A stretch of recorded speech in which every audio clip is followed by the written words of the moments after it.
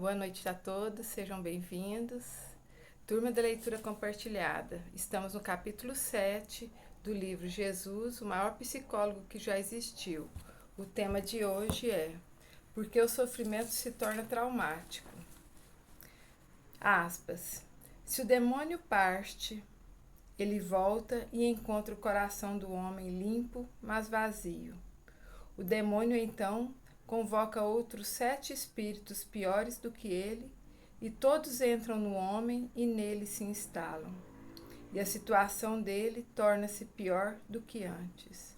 Mateus 12:43. Algumas crianças que sofreram circunstâncias extremamente difíceis tornaram-se relativamente equilibradas, ao passo que outras que passaram por um sofrimento muito menor parecem psicologicamente mais prejudicadas.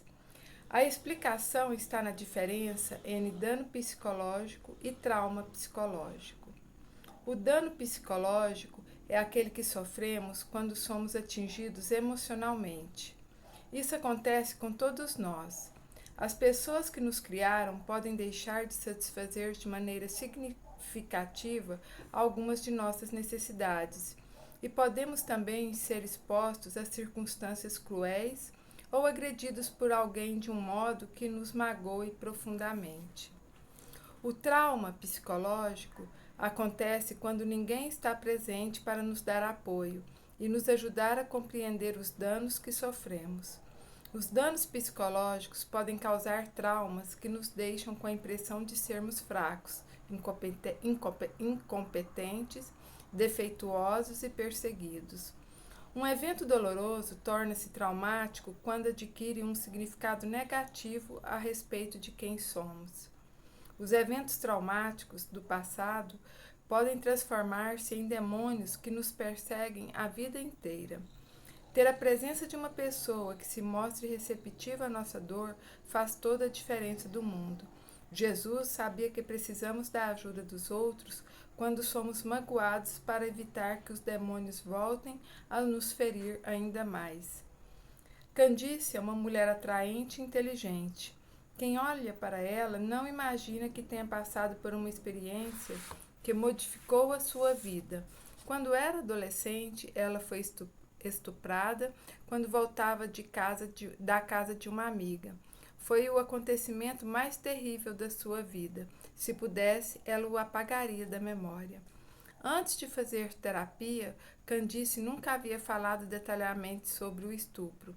Contar aos pais o que tinha acontecido naquela noite. Eles deram queixa na polícia e tudo ficou por isso mesmo.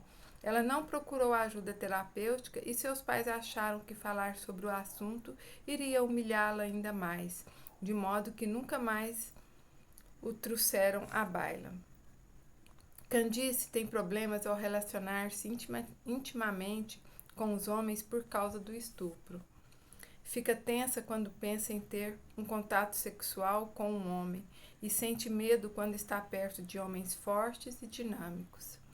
Com a terapia, ela acabou descobrindo que não é bom guardar para si certos segredos. Candice caiu na armadilha na qual sucumbem muitos sobreviventes de estupro. Ela não conseguia parar de pensar, aspas, se ao menos eu tivesse pedido uma carona naquela noite, ou o vestido que eu estava usando chamava muita atenção, ou como posso ter sido tão idiota. Candice estava se culpando. Este procedimento transformou o dano que sofrera em um trauma duradouro.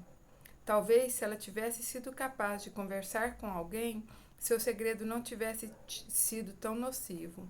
Outra pessoa poderia tê-la ajudado a ver que seus sentimentos não eram anormais e que ela não era responsável pelo que acontecera.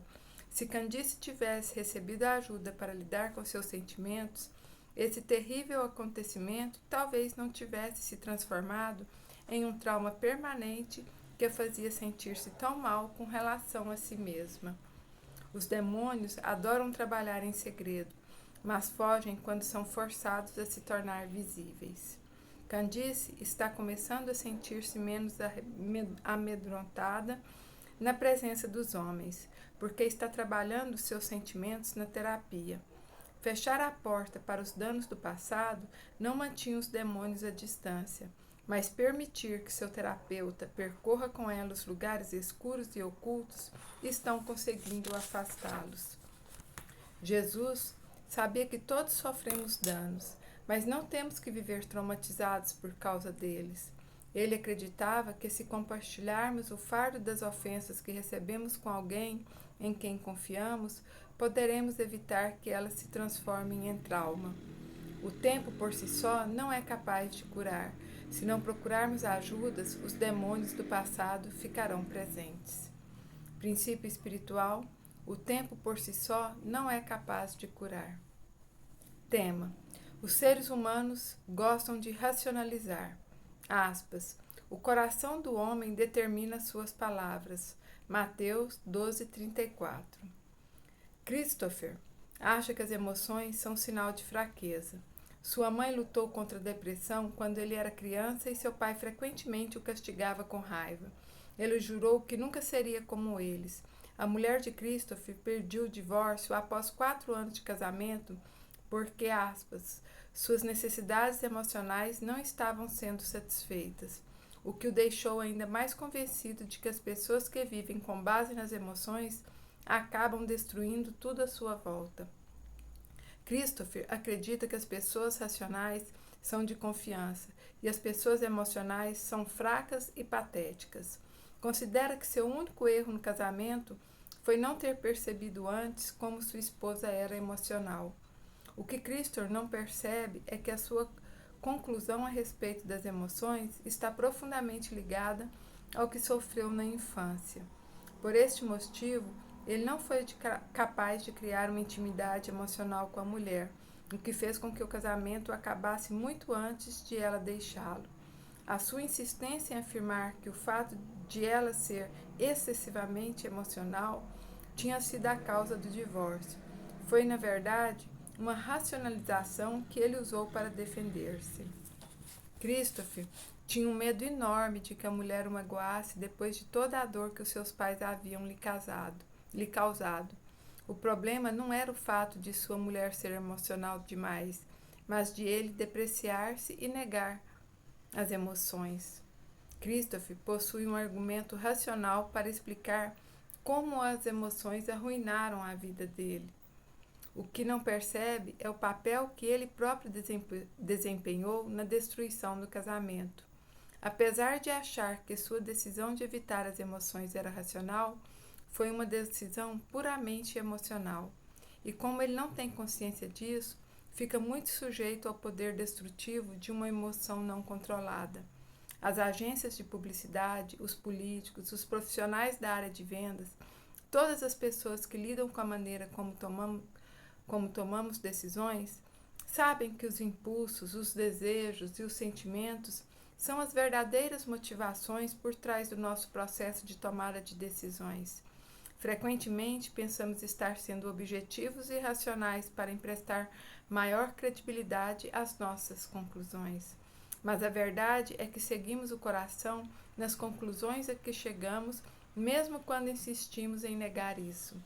Jesus frequentemente seguia a paixão de seu coração, mesmo quando ela não fazia nenhum sentido lógico para aqueles que o cercavam. Quando decidiu escolher um grupo de discípulos para o seu círculo mais chegado de amigos, o seu principal critério não foi a educação e nem mesmo a inteligência. Ele preferiu aqueles capazes de entender com o coração. Jesus não tentou mudar o mundo com uma nova filosofia ou um melhor conjunto de princípios espirituais que pudessem ser ensinados de modo acadêmico. Ele sabia que o reino de Deus seria difundido pelo impacto do que as pessoas sentiam no coração. Princípio espiritual: justificamos na mente o que decidimos no coração. E assim é. Boa reflexão, boa noite e gratidão.